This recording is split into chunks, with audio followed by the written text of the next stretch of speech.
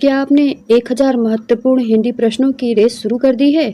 अगर आप BPSC, TGT, PGT, UP TET या किसी भी कॉम्पिटिटिव एग्जाम की तैयारी कर रहे हैं तो आज का यह दूसरा दिन आपकी सफलता की सीढ़ी बनने वाला है। नमस्कार दोस्तों, स्वागत है आपका हमारे चैनल पे। हमने शुरू की है हिंदी साहित्य और व्याकरण के 1000 मोस्ट इम्पॉर्टेंट क्वेश्चन की महा सीरीज और आज है हमारा दूसरा दिन। इसके पहले पार्ट को आप लोगों ने बहुत पसंद किया है, इसके लिए धन्यवाद। अगर आपने डे फर्स्ट को मिस कर दिया है तो उसे जरूर देख लें। आज के इस वीडियो में हम आदिकाल, भक्तिकाल, छायावाद और व्याकरण के ऐसे सवाल हल करेंगे जो बार बार परीक्षा में पूछा जाता है। मेरा लक्ष्य सिर्फ सवाल बताना नहीं है बल्कि उनके पीछे के कॉन्सेप्ट को भी समझाना है ताकि एक सवाल से आपके 3 सवाल तैयार हो सके। आप अपना कॉपी पेन साथ लेकर बैठे और मेरे साथ सवाल का जवाब टिक करें। वीडियो के अंत में मुझे जरूर बताएं कि आपने कितने सही सवाल किए हैं। तो चलिए शुरू करते हैं आज की क्लास। आज का पहला प्रश्न है, निम्नलिखित में से कौन रीति सिद्ध काव्य धारा का कवि है? इसका राइट आंसर है ऑप्शन सी, बिहारी। बिहारी रीति सिद्ध काव्य धारा के कवि हैं, जबकि केशव तथा चिंतामणि यह रीतिबद्ध धारा के तथा घनानंद यह रीतिमुक्त धारा के कवि हैं। अगला प्रश्न है, जिस कवि में कल्पना की समाहार शक्ति के साथ भाषा की समास शक्ति जितनी अधिक होगी उतनी ही वह मुक्तक की रचना में सफल होगा, यह क्षमता बिहारी में पूर्ण रूप से विद्यमान थी। यह कथन मूलतः किस विद्वान का है? इसका राइट आंसर है ऑप्शन ए, आचार्य शुक्ल जी का। प्रस्तुत कथन आचार्य शुक्ल जी का बिहारी जी के प्रति है। नेक्स्ट क्वेश्चन नंबर 43 है, प्रेम मार्ग का ऐसा प्रवीण और धीर पथिक तथा जबादानी का ऐसा दावा रखने वाला ब्रजभाषा का दूसरा कवि नहीं हुआ है। आचार्य शुक्ल का उक्त कथन किस रीतिकालीन कवि के विषय में है? इसका राइट आंसर है option C, Ghananand. Next question है, काव्य रसायन के रचयिता कौन है? इसका राइट आंसर है ऑप्शन ए, देव। काव्य रसायन के रचयिता रीतिकाल के प्रमुख कवि देव हैं।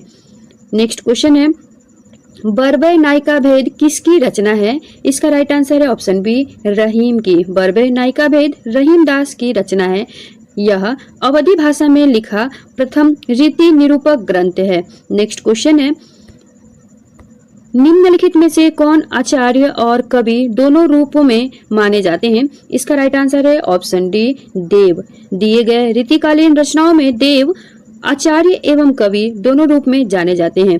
देव हित हरिवंश के अनन्य संप्रदाय में दीक्षित थे। इनकी प्रमुख रचनाएं इस प्रकार है, भाव विलास, अष्टयाम, भवानी विलास, राग रत्नाकर।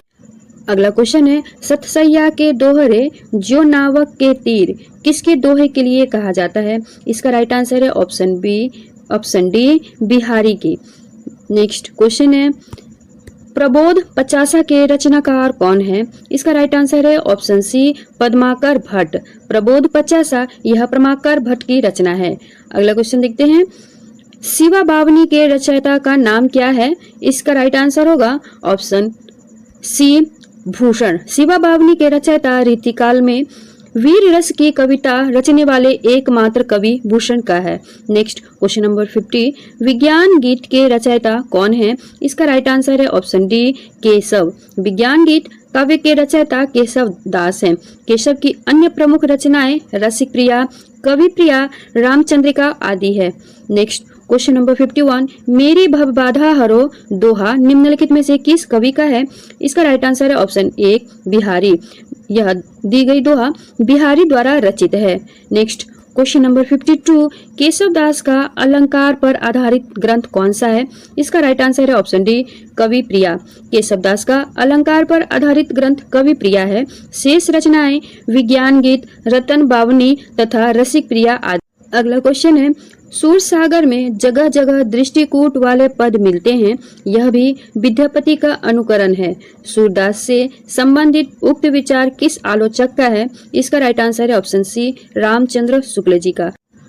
आचार्य रामचंद्र शुक्ल ने अपने साहित्य इतिहास ग्रंथ में लिखा है कि सूरसागर में जगह जगह दृष्टिकूट वाले पद मिलते हैं, यह भी विद्यापति का अनुकरण है।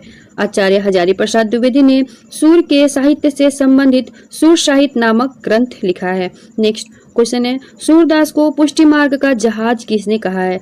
फ्रेंड्स, यह प्रश्न बहुत बार एग्जाम में पूछा जाता है। इसका राइट आंसर है ऑप्शन डी, विट्ठल नाथ ने। सूरदास को पुष्टि मार्ग का जहाज विट्ठल नाथ ने कहा है। अगला क्वेश्चन है, साहित्य लहरी की विषय वस्तु क्या है?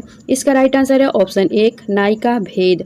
साहित्य लहरी यह 1550 ईस्वी में प्रकाशित हुई यह रचना सूरदास की है। इसमें दृष्टकूट में राधा कृष्ण की लीलाओं का वर्णन है तथा अलंकारों एवं नायिका भेदों का भी वर्णन कूट पद में लिया गया है।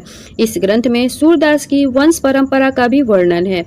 नेक्स्ट है, अष्टछाप की स्थापना कब हुई थी? इसका राइट आंसर है ऑप्शन ए, 1565 ईस्वी में। गोस्वामी विट्ठलनाथ ने अष्टछाप की स्थापना 1565 ईस्वी में की थी। उन्होंने वल्लभाचार्य के 4 शिष्यों और अपने 4 शिष्यों को मिलाकर अष्टछाप की स्थापना की थी। अगला क्वेश्चन है, भ्रमर गीत सार में किन अलंकारों की प्रमुखता है? इसका राइट आंसर है ऑप्शन सी, सादृश्य मूलक अलंकार। भ्रमर गीत सार में सादृश्य मूलक अलंकार की प्रमुखता है। यह आचार्य रामचंद्र शुक्ल द्वारा संपादित महाकवि सूरदास के पदों का संग्रह है। उन्होंने सूरदास के भ्रमर गीत से लगभग 400 पदों को छांटकर भ्रमर गीत सार के रूप में प्रकाशित किया है। अगला क्वेश्चन है, बिनु गोपाल बैरिनी भई कुंजे यह किसका पद है? इसका राइट आंसर है ऑप्शन सी, सूरदास जी का। दी गई पंक्ति सूरदास जी के द्वारा रचित है। नेक्स्ट क्वेश्चन है, भ्रमर गीत में भ्रमर का प्रतीक कौन है? इसका राइट आंसर है ऑप्शन सी, उद्धव। भ्रमर गीत में भ्रमर का प्रतीक उद्धव है।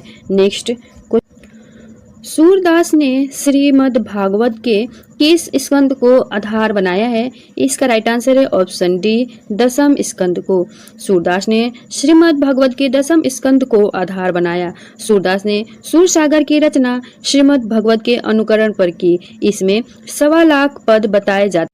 अगला प्रश्न है, सूरदास के गुरु का नाम क्या था? इसका राइट आंसर है ऑप्शन सी, वल्लभाचार्य। सूरदास के गुरु का नाम वल्लभाचार्य था। सूरदास जी पहले कवि हैं जिन्होंने ब्रजभाषा को साहित्य की भाषा के रूप में प्रतिष्ठित किया। इनमें कुल 15 ग्रंथ बताए जाते हैं, परंतु 3 ग्रंथ उपलब्ध हैं, सूरसागर, साहित्य लहरी तथा सूर सारावली। नेक्स्ट क्वेश्चन है, महाकवि सूरदास का जन्म स्थान कहाँ है? इसका राइट आंसर है ऑप्शन डी, सी ही। महाकवि सूरदास का जन्म स्थान सी ही है। सूरदास के जन्म के संबंध में 2 मत हैं। श्याम सुंदर आचार्य शुक्ल, हजारी प्रसाद द्विवेदी इनका जन्म स्थान रुनकता गौ घाट मानते हैं, जबकि वार्ता साहित्य में डॉक्टर नगेंद्र गणपति चंद्रगुप्त सिंह मानते हैं। अगला क्वेश्चन है, सूरदास किस संप्रदाय में दीक्षित हुए थे? इसका राइट आंसर है ऑप्शन बी, पुष्टि मार्ग संप्रदाय में। निम्बका संप्रदाय के प्रवर्तक निम्बकाचार्य हैं तथा सखी संप्रदाय इसके स्वामी हरिदास जी हैं। नेक्स्ट, अगला सवाल है, गोपियों की वचन वक्रता का मनोहारी चित्रण सूरसागर के किस अंश में मिलता है? इसका राइट आंसर है ऑप्शन डी, भ्रमर गीत में। गोपियों की वचन वक्रता का मनोहारी चित्रण सूरसागर के भ्रमर गीत अंश में मिलता है। अगला सवाल है, सूरदास के किस ग्रंथ में अलंकारों और नायिका भेदों के उदाहरण प्रस्तुत करने वाले कूट पद हैं? इसका राइट आंसर है ऑप्शन डी, साहित्य लहरी। सूरदास जी के साहित्य लहरी में अलंकारों और नायिका भेदों के उदाहरण प्रस्तुत करने वाले कूट पद मिलते हैं। इसमें ऐसे 118 दृष्टि कूट पद हैं। सूरदास को श्रृंगार और वात्सल्य का सम्राट माना जाता है। अगला क्वेश्चन है, साहित्य लहरी के रचयिता कौन है? इसका राइट आंसर है ऑप्शन सी, सूरदास। साहित्य लहरी सूरदास जी के द्वारा रचित है। इसका प्रकाशन 1550 ईस्वी में हुआ है। नेक्स्ट क्वेश्चन है, सूरसागर की रचना का आधार क्या है? इसका राइट आंसर है option D, Shrimad Bhagwat. Next, अगला सवाल है, सूर कवित सुनि कौन कवि जो नहीं सिर चालन करे? सूरदास के संबंध में यह प्रशस्ति कथन किसका है? इसका राइट आंसर है ऑप्शन डी, नाभादास जी का। नेक्स्ट क्वेश्चन है, श्रृंगार और वात्सल्य रस का सम्राट किस कवि को कहा जाता है? इसका राइट आंसर है ऑप्शन बी, सूरदास को। कृष्ण भक्ति शाखा के प्रतिनिधि कवि सूरदास को श्रृंगार और वात्सल्य रस का सम्राट कहा जाता है। आचार्य रामचंद्र शुक्ल ने तुलसीदास को अनुप्रास का बादशाह कहा है, नंददास को जड़िया कवि कहा है। नेक्स्ट क्वेश्चन है, सूरदास के दृष्टकूट पद किस काव्य ग्रंथ में संकलित है? इसका राइट आंसर है ऑप्शन बी, साहित्य लहरी। सूरदास के दृष्टकूट पद साहित्य लहरी काव्य ग्रंथ में संकलित है। साहित्य लहरी का प्रकाशन 1550 में हुआ है। नेक्स्ट अगला सवाल है, भ्रमर गीत का उपजीव्य ग्रंथ कौन सा है? इसका राइट आंसर है ऑप्शन एक, श्रीमद् भागवत महापुराण। भ्रमर गीत का उपजीव्य ग्रंथ श्रीमद् भागवत महापुराण का 10वां स्कंद माना जाता है। सूरदास ने सूरसागर में 3 भ्रमर गीतों की योजना की है। नेक्स्ट क्वेश्चन है, प्रेम वाटिका किसकी काव्य कृति है? इसका राइट आंसर है ऑप्शन एक, रसखान। प्रेम वाटिका यह रसखान जी के द्वारा रचित है। नमस्ते दोस्तों, हिंदी साहित्य बाय नंदिनी में आपका स्वागत है। अगर आपको वीडियो पसंद आया तो कृपया लाइक, शेयर और सब्सक्राइब जरूर करें। धन्यवाद।